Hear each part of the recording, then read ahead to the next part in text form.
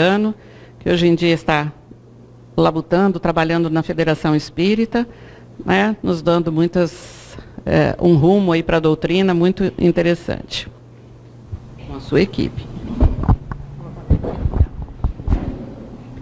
Boa noite a todos, muita paz. É uma alegria muito grande voltar a esta casa, vê-la bonita, pintada de nova, com esse salão repleto. Isso é uma satisfação muito grande para nós que trabalhamos no movimento espírita e diante de tantas incertezas que essa sociedade tem despertado em cada um de nós, diante de tantas polarizações que temos sido vitimados e até mesmo protagonistas, diante da falta de esperança de alguns e da exacerbação de outros, o refrigério da casa espírita, ele é sempre fundamental e importante nesse nosso caminhar.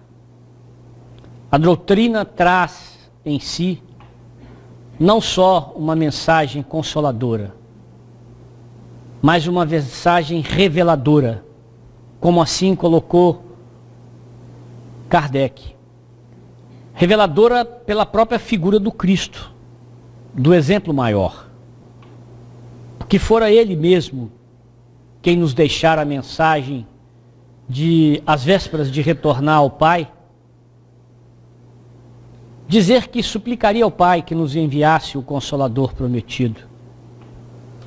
O Espírito de verdade que haveria de ficar conosco, lançando luzes sobre os seus ensinamentos. E na época predita, o escolhido por Jesus, Kardec, vem nos revelar, a partir da codificação dos ensinamentos dos espíritas, um novo caminho, uma nova trajetória, sem dogmas, valendo-se da ciência, da filosofia e da religião,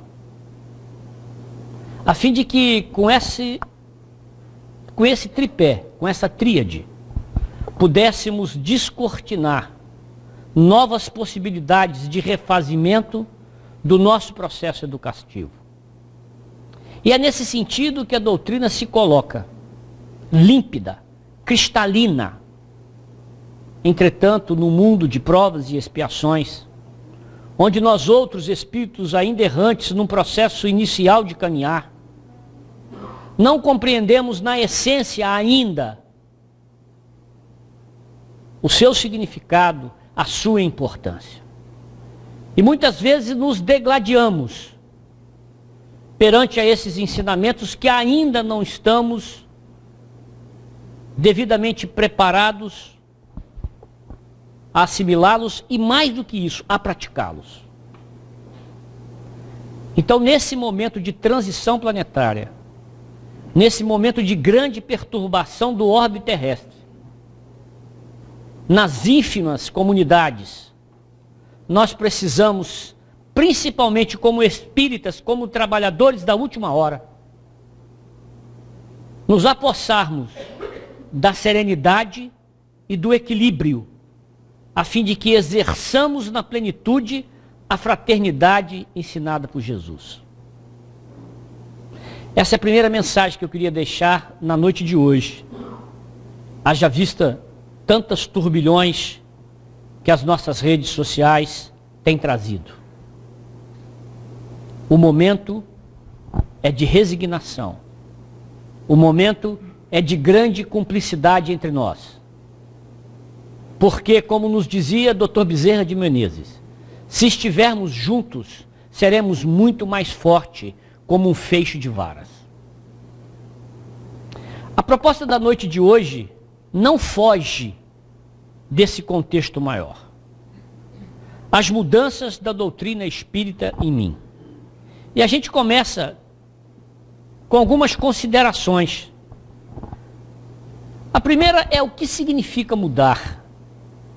Porque todo mundo fala em mudança. E mudança parece ser o lugar comum ou a única coisa certa hoje.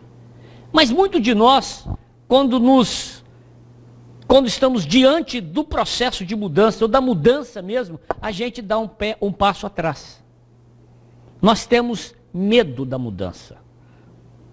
Nós temos receio da mudança. Apesar de apregoarmos em todos os cantos, em todos os sentidos, em todas as atividades, a necessidade da mudança. Mas o que é mudar? Segundo o dicionário, mudar é dar outra direção. É arrumar de outro jeito. É deixar uma coisa por outra. Mudar é transformar. E você só muda e só transforma aquilo que já existe. A doutrina espírita traz um alento num processo de transformação do ser. Transformação do ser, propiciando-lhe oportunidade através das encarnações sucessivas para que ele mude. Para que ele reengenherize a sua vida. Para que ele faça diferente aquilo que outrora fizera. E a misericórdia, ou melhor, a extensão da misericórdia e da justiça de Deus é tão extensa que ela permite a cada um de nós, tantas quantas necessárias forem, as oportunidades de mudança, as oportunidades de transformação. É nesse dar outra direção que nós espíritas precisamos entender a mensagem libertadora e o caráter evolucionista de que trata o conjunto da obra de sustentação da doutrina espírita. Por que mudar? Para que mudar? Por que nos desinstalarmos do lugar que nós nos encontramos e ir para outro lugar, para outra posição? Pare para pensar. As mínimas mudanças que se nos apresentam nos incomodam, as mais simples. Se eu pegar você e pedir para mudar de lugar e para lá, você já vai se sentir incomodado. Por que eu? E por que eu tenho que mudar para lá? E assim vai nas coisas cotidianas mais simples. O que compreende mudança?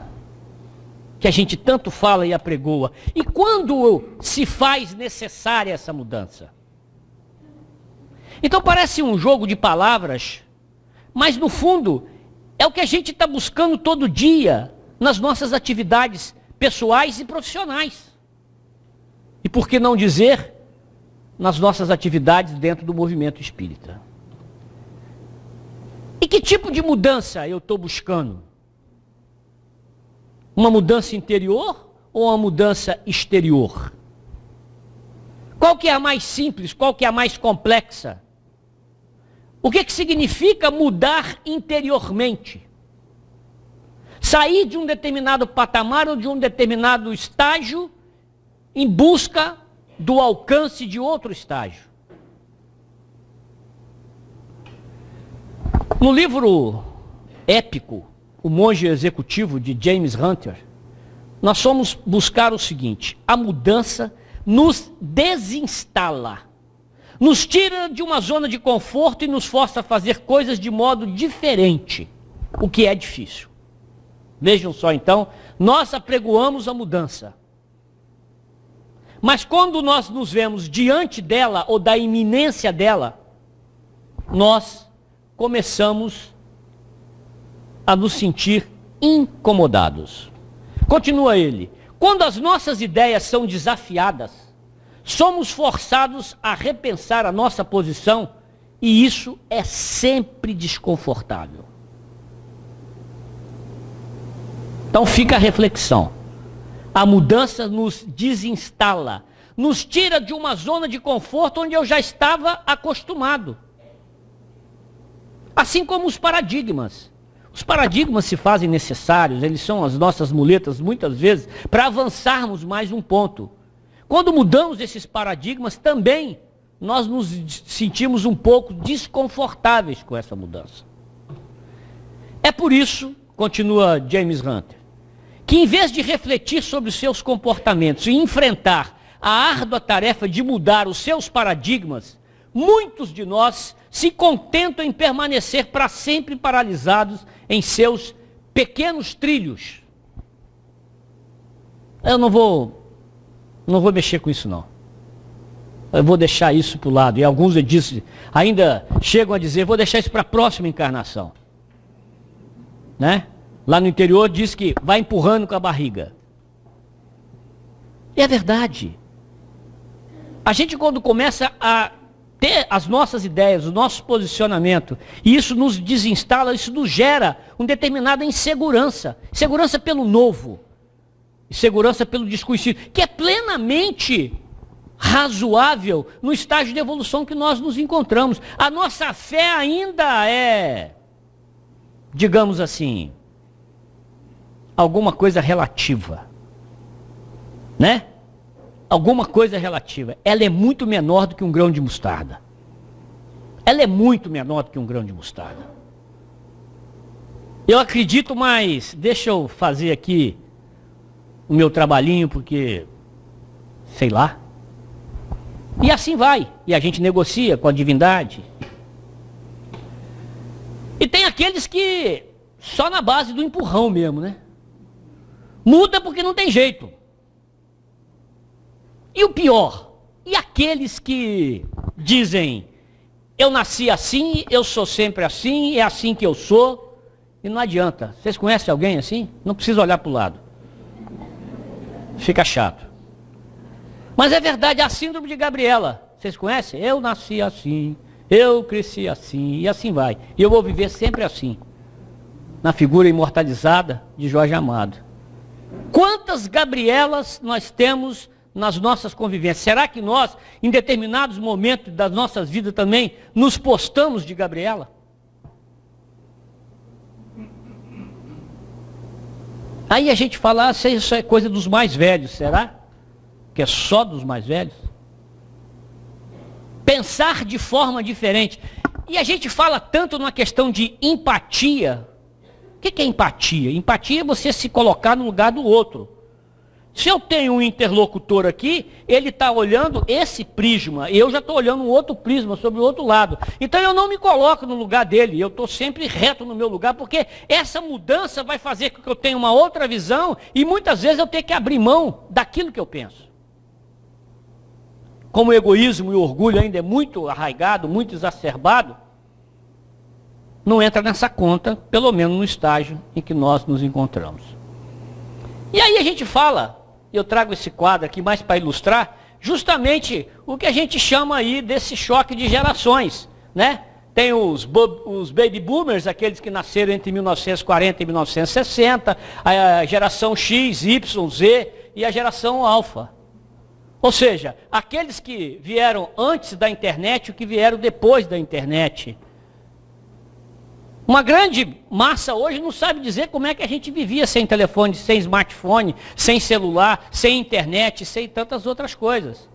E aqueles que se localizam aqui ainda que são os chamados analógicos, né? Porque hoje nós temos os analógicos e os digitais. Transitar nesse meio aqui é complicado. Pergunta a alguém que nasceu entre 98, nem tanto, mas quem nasceu de 2010 para cá, se ele concebeu, se algum dia ele podia, mas você um dia viveu sem que tivesse Wi-Fi? Não, peraí, você está vivendo em outro mundo. Esse processo eu trouxe para a gente ver como é que é esse processo de mudança. E da necessidade de nós nos adaptarmos nesse processo. Numa escala evolutiva, assim como é a escala evolutiva das ordens dos espíritos que nos fala o livro dos espíritos. Porque os espíritos estão aglutinados em ordem e escala. E que nós estamos muito no início, no patamar inicial de tudo isso. E que as mudanças se fazem necessárias dentro de um processo de entendimento do próprio processo de evolução do ser. no desenvolvimento das suas potencialidades, naquilo que vem a ser o que é educação. E para onde que a gente está conduzindo a nossa vida nesse processo de rejeitar mudanças, de querer mudança, mas não aceitar mudança? Eu não estou falando de coisas tão extraordinárias, eu estou falando de coisas simples. Na casa espírita, por exemplo, a partir de domingo que vem, não vai poder mais entrar pelaquela porta, somente pela essa porta. Mas por quê? Aí já começa. São coisas muito corriqueiras, e a gente faz um debate, faz uma conferência, faz uma convenção. Para onde que a gente está levando a nossa vida? O que que eu quero da minha vida? Qual o rumo estou dando? Eu estou preocupado com isso? Ou eu estou tipo lá o Zeca Pagodinho, deixa a vida me levar? E também tem disso. Vamos empurrando. Deixa a vida me levar, um dia depois do outro, sem nenhum tipo de perspectiva, sem nenhum processo interior de alteração, sem entender as oportunidades que a vida nos dá, de que as encarnações são essas oportunidades de nós fazermos melhor amanhã o que fizemos hoje. E que a doutrina espírita, no seu conjunto organizado, tem à nossa disposição um legado que muitas vezes não está sendo feito tão bom uso disso. Nós temos conhecimento suficiente de nós mesmos ou a gente se conhece parcialmente? Porque essa é uma questão também. Como mudar? O que é que eu vou mudar em mim? Porque a gente acha que nunca tem que mudar. E tem muita gente aqui nesse momento lembrando de alguém que devia estar aqui nessa palestra. Porque tudo que é dito aqui serve mais para os outros que pela gente. Eu não sei no Tomé, mas em outras casas espíritas já aconteceu.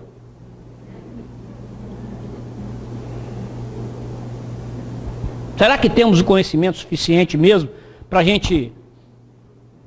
Ou nós nos conhecemos parcialmente? Porque hoje a humanidade encontra-se mais ou menos nesse estágio. Tudo é muito rápido, tudo é muito fácil, tudo muito divertido. O sociólogo polonês Zygmunt Bauman, que cunhou o termo modernidade líquida, mostra justamente isso. É a fluidez com que a gente está mudando. A fluidez dos relacionamentos. Quantos relacionamentos nós temos, eu não estou dizendo amorosos, quantos relacionamentos nós temos de 10 anos, 12 anos, 5 anos, de 20 eu nem vou perguntar. Porque a gente tem muitos amigos no Facebook. Muitos amigos no Facebook. Lá é muito mais fácil ter amigo. E é fácil também desfazer qualquer amizade. Eu vou lá e bloqueio. Eu dou um like. Eu dou um like. Enfim. Mas essas são as amizades. Esse mundo, segundo os entendidos, está fazendo com que a gente tenha um vazio existencial muito grande. Não estou fazendo crítica a redes sociais, à internet, nada disso. É um outro papo, uma outra conversa. Se quiser, a gente vem aqui e conversa. Mas como é que está o estágio de fluidez ou de dessa sociedade que está cada vez mais líquida? Então isso provoca em nós o que os entendidos psicólogos, os analistas falam que é esse vazio existencial. E Joana de Ângeles coloca que a sociedade pós-moderna é essa sociedade, essa modernidade líquida, caracteriza por uma falta de identidade generalizada, por um vazio constante, pelo niilismo, pelo individualismo e pela valorização extrema da imagem sobre a realidade. É mais importante eu parecer ser do que eu realmente sou.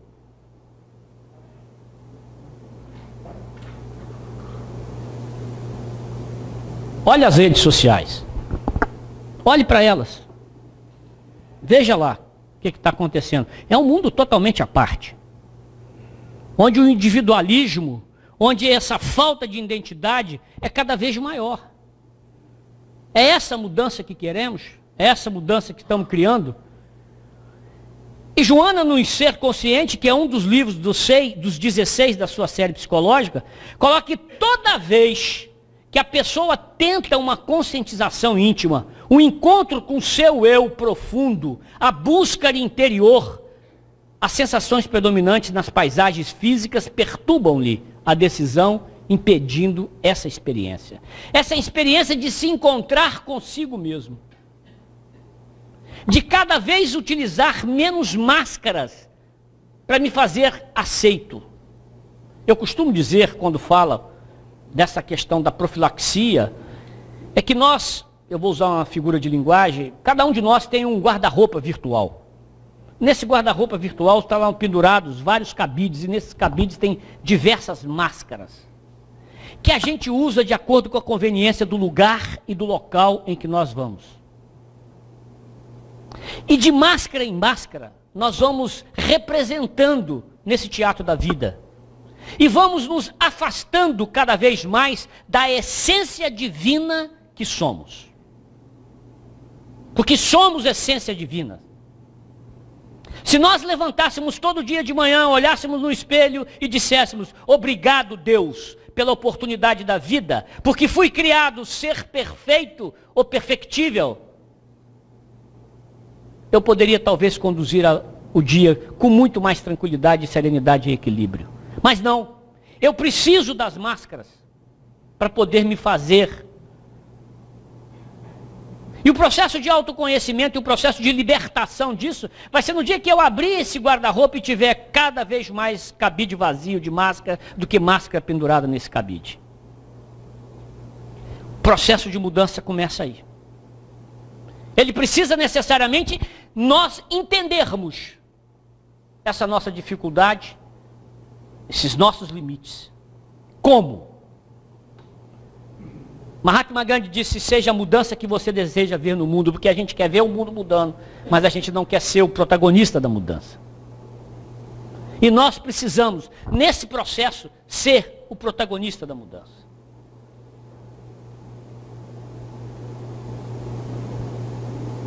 Assim como tem uma música que diz: a paz do mundo começa em mim. E nós precisamos começar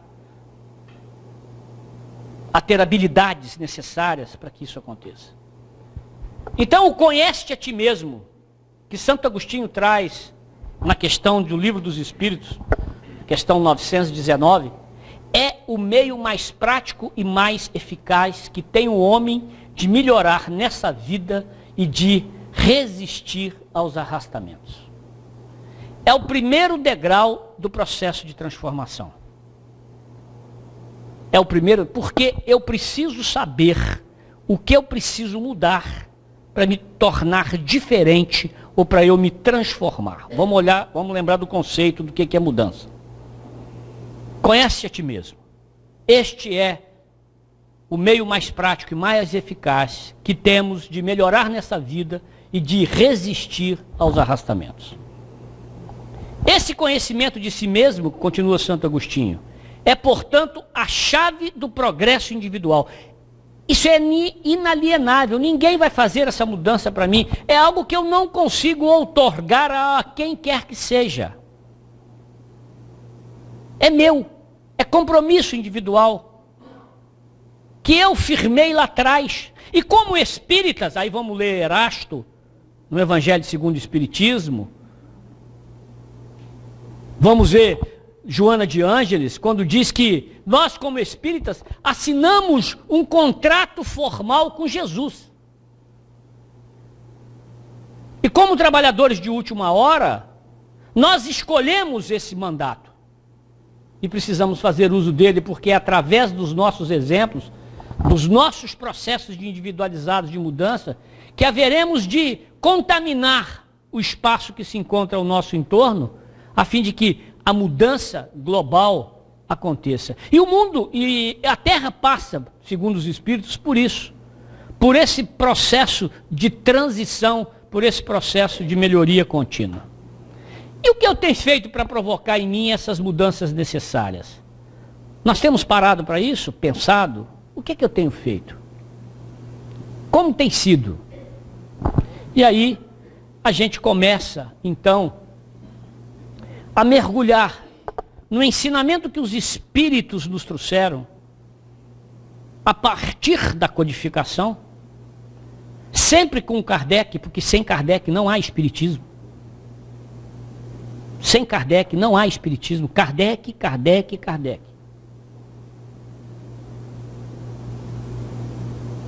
Muito embora ainda dentro do movimento há movimentos querendo dizer que Kardec já está ultrapassado. Isso é um perigo constante. Isso é um perigo constante. E nós do movimento espírita, nós trabalhadores do movimento espírita, nós dirigentes do movimento espírita, precisamos estar atentos a esses ensaios e a esses levantes. Muitas pessoas ainda chegam ao movimento espírita em pleno século XXI, não compreendendo bem o significado do espiritismo para a humanidade.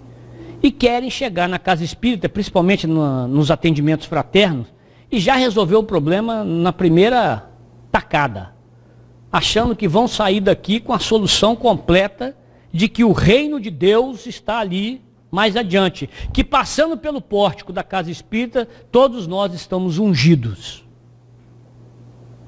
Não compreendem ou pensam que a doutrina espírita trata-se de mais uma religião para competir com as outras. E ainda não se conscientizaram da real dimensão da doutrina. Em função disto, afastam e buscam outras religiões sem refletirem que estão distanciando do Consolador prometido, sem notarem que estão diante da grande oportunidade de transformação. Pelo estudo, pelo entendimento e pelo exercício daquilo que a doutrina nos traz. E é bom que se diga, uma coisa é doutrina espírita, outra coisa é movimento espírita. Doutrina espírita é cristalina.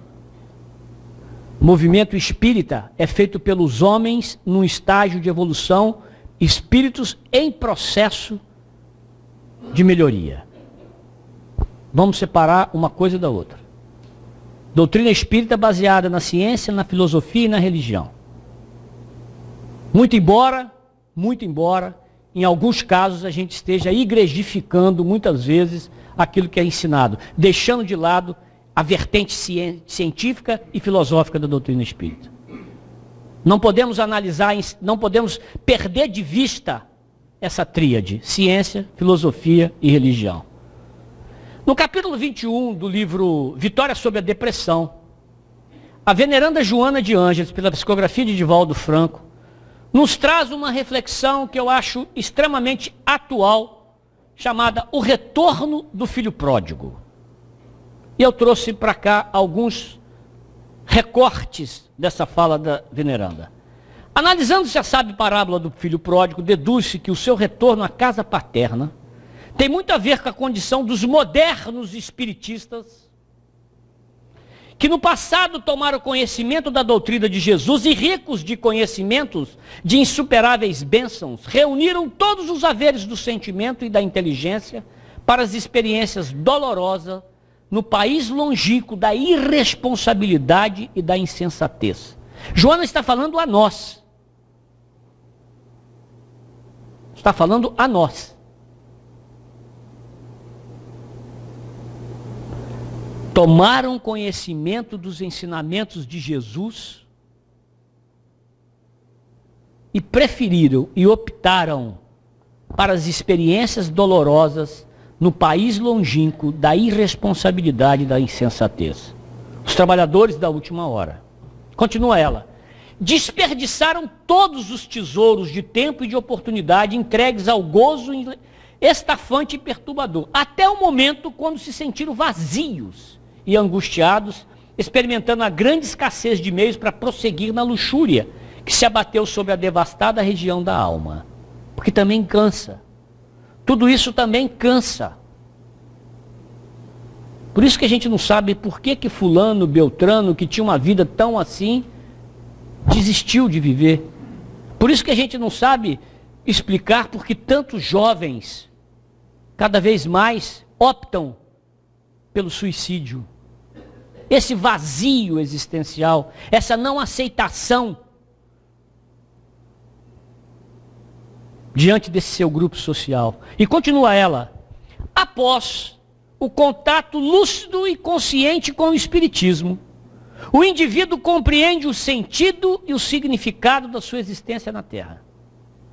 De imediato, ele começa a romper a carapaça do ego, descobrindo as formosas oportunidades de crescimento moral e espiritual, o processo de transformação, de mudança, saindo das paisagens limítrofes das paixões inferiores e do seu cárcere, às vezes dourado, onde fixou o domicílio.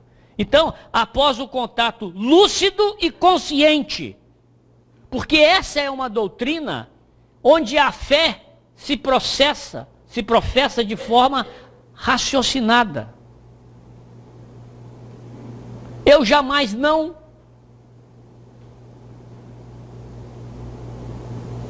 acredito, eu sei. Essa mudança de paradigma é que nos mostra o processo de evolução a que todos buscamos. As ilusões, continua ela, e os campeonatos de fantasia deixam de ser prioridade na sua agenda de aspirações diárias, em face da compreensão de que é imortal e todo o projeto orgânico, toda passagem reencarnatória tem por finalidade a superação dos vícios, das más inclinações, essas atávicas reminiscências de período primário por onde transitou. Ou seja, adquirir um corpo de carne, voltar a um processo de reencarnação, limitar aquilo que o espírito poderia fazer, faz parte desse processo de aprendizado, desse processo de educação, de desenvolvimento das nossas perfectibilidades, na convivência com o outro e nas dificuldades que nós outros temos de compartilhar, de conviver, de dividir.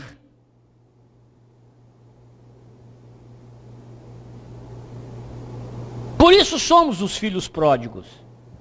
Porque esse contato com a doutrina espírita, ele mexe com a gente, incomoda o nosso status, o nosso modo de viver. Ele cria conflitos íntimos, muitas coisas se quebram dentro de nós. Pare para pensar. Quando você começou a vir à casa espírita, por que você veio à casa espírita? Se você não nasceu na família espírita, e mesmo que não tivera nascido, como você era? Que transformações, que dilemas você enfrentou? Quantas vezes você se viu numa encruzilhada? Continua esse processo. Isso está me desinstalando de uma área de conforto muito grande. Porque a esmagadora maioria de nós somos espíritas pela primeira encarnação. Isso é muito novo para nós. Esse processo é muito incipiente para cada um de nós. Então, diante desse dilema, nós, segundo o Jomar Nazareno, temos dois caminhos que se abrem na nossa vida. Ou que ele chama de bifurcação crucial do progresso espiritual. E ele coloca o seguinte, que essa bifurcação tem o caminho da burocracia espírita e o caminho da transformação do ser. E bifurcação é aquilo que você vai numa estrada, você entra numa encruzilhada, ou você vai por esse lado, ou você vai por esse outro lado. Ambos poderão chegar lá na frente, uns com mais percalços, outros com menos percalços, uns com mais dificuldades, outros com menos dificuldade. E para ilustrar, ele coloca o seguinte, que o primeiro dos dois caminhos é o mais fácil e o mais comum. Infelizmente, é ele que seduz a maioria dos tarefeiros espíritas. E ele se divide em 3 trilhas. A trilha dos espíritas descompromissados com a responsabilidade, a trilha dos espíritas batedores de ponto e a trilha dos espíritas executivos.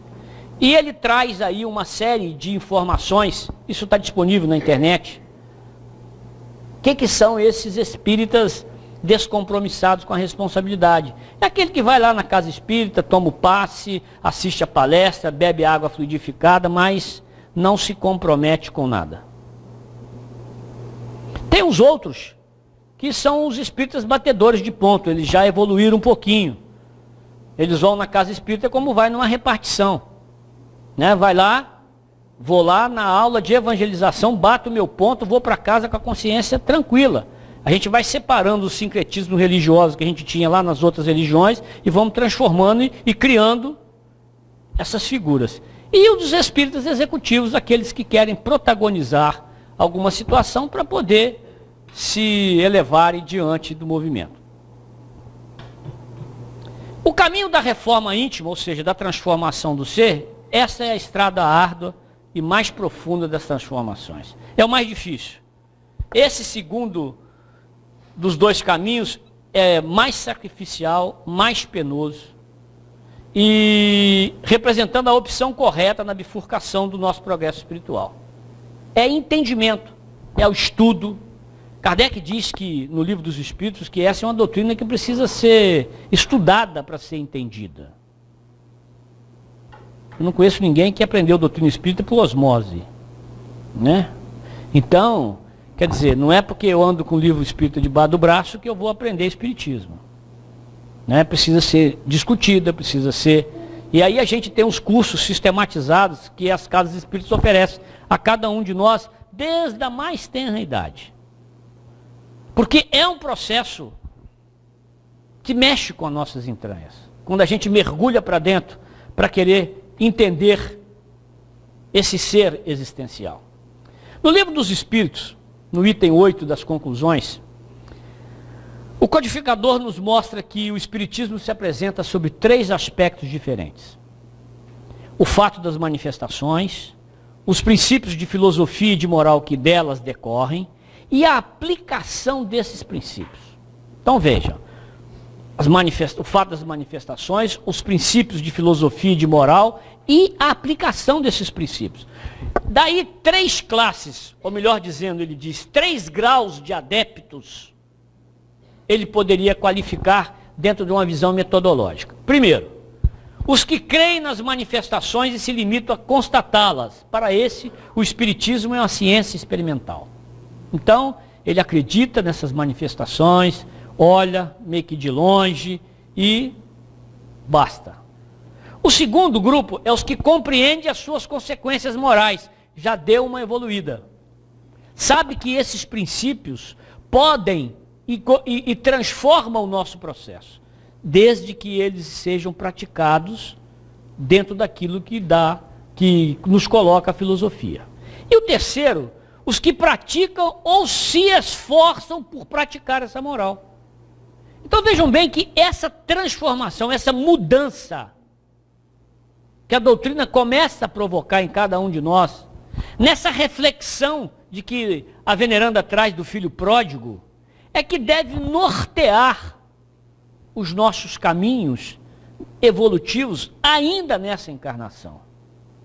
Colocando em prática aquilo que a doutrina vem nos ensinando, lição após lição. Mas isso, certamente, nos desinstala da nossa zona de conforto. Nos coloca a pensar diferente, ou de forma diferente, aquilo que até então eu pensava. Tem gente que vem à casa espírita 10, 15, 20 anos, assiste todas as palestras, conhece todos os palestrantes, sabe de cor e salteado toda a programação da casa, mas quando é chamado a trabalhar, nunca se sente apto para tal. Ou seja, eles compreendem que os ensinamentos e o exercício da doutrina espírita poderá melhorar ou trazer consequências morais melhores, mas ainda não se sentem aptos para esforçar a praticar essa moral. E Kardec é que coloca no Evangelho segundo o Espiritismo que reconhece o verdadeiro espírita por sua transformação moral e pelos esforços que faz para dominar as más inclinações. Vejam bem, para transformação moral e pelos esforços, porque é um aprendizado contínuo. Nós precisamos entender isso vez por todas. É um aprendizado contínuo. A fim de que a gente procure a não fazer amanhã aquilo que a gente fez hoje, ou pelo menos procure ser um pouco melhor amanhã daquilo que fomos hoje. Somente aqueles, olha o recado de Joana, somente aqueles que estudam os conteúdos espíritas e deles se impregnam, é que se tornam espíritos sinceros e úteis, passando da posição de observadores para de atuantes. Aqueles que se comprometem com a consciência do serviço, tornando-se instrumentos do bem. Na mais simples tarefa, e a Casa Espírita tem aí um rol, é a única empresa que eu conheço que tem vaga sempre. Tem vaga sempre, não tem crise. E o salário é muito bom. O salário é muito bom. E todos nós temos um talento para dividir com alguém.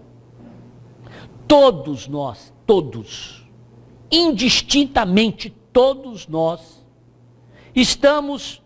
temos um talento para dividir com alguém que vem em busca de acolhimento, de consolo, de esclarecimento e de orientação.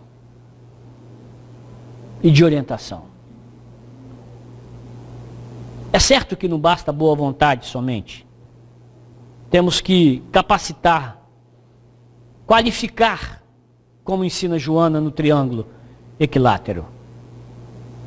Espiritizar, qualificar, humanizar. Precisamos qualificar no exercício do trabalho espírita. Então, somente aqueles que estudam, mas ela faz um porém. Mesmo assim, é provável que mesmo dentre esses, surjam alguns que insistam em prosseguir observando, sem envolvimento emocional, guardando dúvidas que mantêm diletantes e indiferentes. Mesmo assim. Então, é a pergunta: que mudança eu quero para mim? Que caminho seguir nessa bifurcação que nós nos encontramos muitas vezes quando começamos a ter um entendimento ou estudo daquilo que a doutrina nos traz? Que mudança eu quero? O que expectativa eu tenho? Os rumos a seguir no movimento espírita exigem convicção doutrinária, sacrifício pessoal, resolução consciente e refletida. Convicção doutrinária, sacrifício pessoal. Muitas vezes a gente tem que... Erasto coloca isso lá, no capítulo 20 do Evangelho segundo o Espiritismo, quando fala aos espíritas. Muitas vezes temos que nos sacrificar convicções, sacrificar posições, sacrificar momentos, ou seja, um conjunto de sacrifícios pessoais para abraçarmos muitas das tarefas do movimento espírita. Precisa resolução consciente e refletida. No Livro dos Espíritos, na questão 785, Kardec arguiu aos espíritos qual o maior obstáculo ao progresso. Porque nesse processo de transformação, o progresso, o orgulho e o egoísmo. Refiro-me ao progresso moral, pois o intelectual avança sempre. Então esse é o combate permanente de cada um de nós. Nós precisamos, então, vasculhar o nosso ser, descobrir onde o mal reside e transformá-lo em nosso maior aliado. O processo de autoconhecimento é esse. É você saber aonde ele reside para você ter uma ação profilática. Uma ação que você precisa conhecer para poder tratar. E essa faxina não é fácil.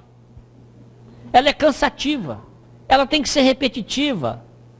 É sem dúvida uma luta moral, pois ao mexer em velhas lembranças, doloridas feridas, confrontamos com as nossas verdades obscuras.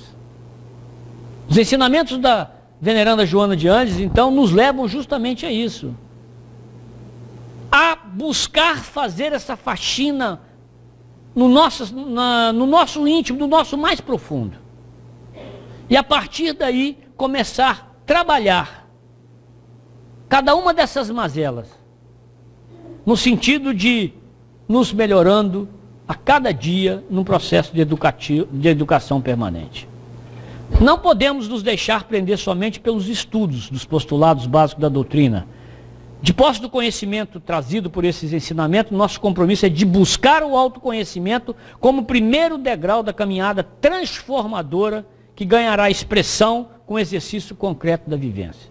Ou seja, conhecimento doutrinário, aprimoramento moral e transformação social. Conhecimento doutrinário. Precisamos entender aquilo que a doutrina se propõe e nos traz. Aprimoramento moral, isso precisa ser tocado a cada um de nós. Cabeça, coração e mãos. Essa é uma outra tríade. E transformação. Precisamos vivenciar aquilo que vimos aprendendo. Porque não basta eu ter curso inicial, ESD, pós-ESD, EAD e tantos outros cursos que se faz na casa espírita, se eu não coloco isso em prática. E o maior exercício dessa prática é o exercício da caridade, que é das virtudes mais difíceis que temos para o seu exercício. Por quê? Por causa daquilo que se falou na questão anterior. Porque o orgulho e o egoísmo ainda está muito exacerbado nessa fase evolutiva que nós nos encontramos. Então, caríssimos, essas são as reflexões que a gente compilou a partir dos ensinamentos do Livro dos Espíritos, do Evangelho segundo o Espiritismo, ou seja, das obras básicas e das obras complementares, em Joana de Ângeles, para servir de alerta nesse início de noite de domingo, a fim que nós tenhamos realmente determinação, resignação, abnegação, para seguir em frente, entendendo que o conjunto trazido pela doutrina espírita se reveste num legado incomparável, que certamente haverá de nos ajudar a ser melhor amanhã do que fomos hoje. Muito obrigado pela atenção, um abraço afetuoso a cada um de nós e que Deus, nosso Pai, amigo, e Jesus, nosso querido irmão, possa continuar através dos amigos espirituais, iluminando essa casa, nesse trabalho, nesse facho de luz, nessa comunidade. Muita paz.